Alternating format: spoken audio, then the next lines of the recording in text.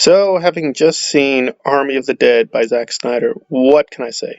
For the most part, I loved it. I thought it was a. Now, I do come from a pro Zack Snyder perspective, but I'm not uncritical. This is a good film. It's very high quality. I'm going to give it an 8 out of 10. But this is really more middling to lower tier of the best of Zack Snyder. I know a lot of people are saying this is already this best film. Those are people who usually hate his films and don't like his style. This is a kind of interesting mixture of a lot of different things going on. So what's the story and how does he stylize it? Well, the story, and it is a little confusing, but not incoherent, is apparently some kind of government conspiracy spreads a zombie virus more or less near or in Las Vegas, and the outlying areas have been sort of turned into these refugee centers. And the government is planning very soon to use a nuclear weapon to destroy Las Vegas entirely. A certain shady businessman proposes a weird heist scenario, and that's where Dave Bautista comes in and his gang. And he's basically saying, I have a lot of money stored up, which nobody knows about, in the basement of one of the vaults in Las Vegas. If you go in with your team, and it's $200 million,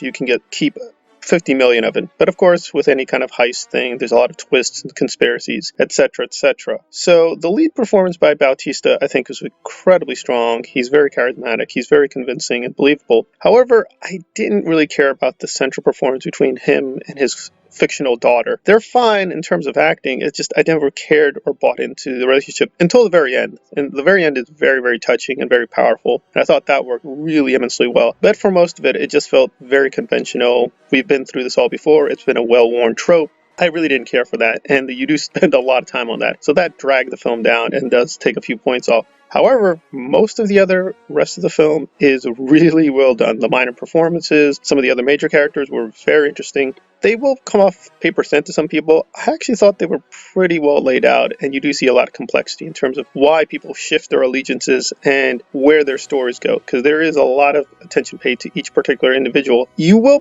probably guess a little too early some of the people that are going to get killed off. Now that you have a large cast, of course, one of the advantages is how are the zombies going to kill or go after certain people. I guessed way too early some of the major people who are going to get killed off, and I was correct. But some of the other people who are going to be sacrificed were really shocking and really stunning. So this is a film that you will spend enough time with the characters. You will be very emotionally invested and care if they die or they live throughout the adventures. There are clearly Zack Snyder touches, which some people will appreciate and others will find a little bit too much. I will say this is actually him being slightly constrained. I do think the film would have been better if he was more constrained in certain places, but you will find he's actually constrained in certain scenes, so I appreciated that, and I thought that was pretty good. But I wish he was more constrained in other places. So it's one of those weird things. He should have been more excessive in certain places, but more constrained in other places. But if you don't like how Justice League or Batman vs. Superman or even Man of Steel looked in terms of its darkness, that's not this. There's a lot of bright colors, there's a lot of lights. However, in certain places it does get very grimy, very dark, and you can kind of tell he's winking and nodding at the audience.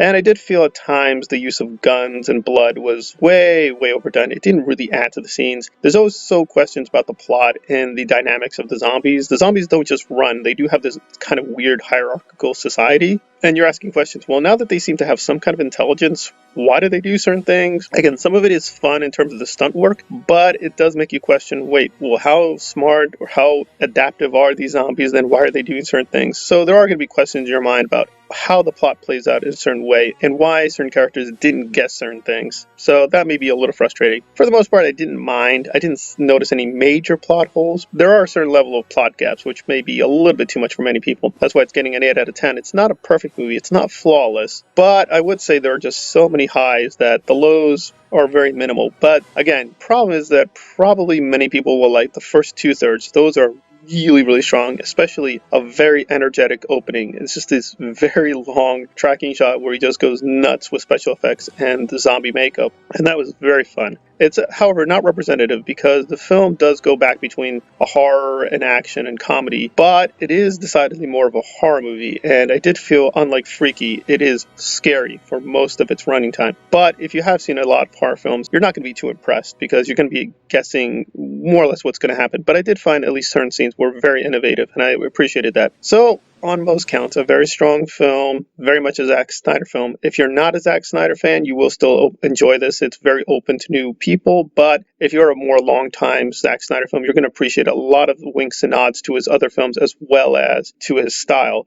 So it's probably open enough for new people, but if you're not a Zack Snyder fan, I would say it is worth seeing. So depending on your money and budget, you probably want to see this in the theater once or twice, but that'll be enough. If, however, you want to see this a couple times, then it probably is worth the Netflix subscription. But yes, there are a lot of questions you want answered. Presumably the prequel series, which is going to give us more details about this world, may answer those things. So whether that was deliberate or not so sure, but yeah, there are a lot of questions I still have about how did certain things happen, why did they happen at this time. But overall, a very, very strong film, a very amusing, interesting horror film. Probably the only major thing, and this is just a nitpick I had, was the sound design. After a while, the zombie growls kind of felt the same thing. They didn't really feel like there was much individuality to the zombies. But overall, very strong in terms of performances, in terms of camera movements, in terms of directing style. But there are definitely places where it should have been a little bit more constrained, or a little other places where it was much, much more needing in his traditional style. And I'll just say that much. A final note is that the soundtrack at times may sound a little traditional. Just stay to the end. It does get a lot better, and some of the musical choices I found were very, very creative. But a lot of it is very clearly Quentin Tarantino-esque. All right, this has been a review of Army of the Dead. I'm giving it a strong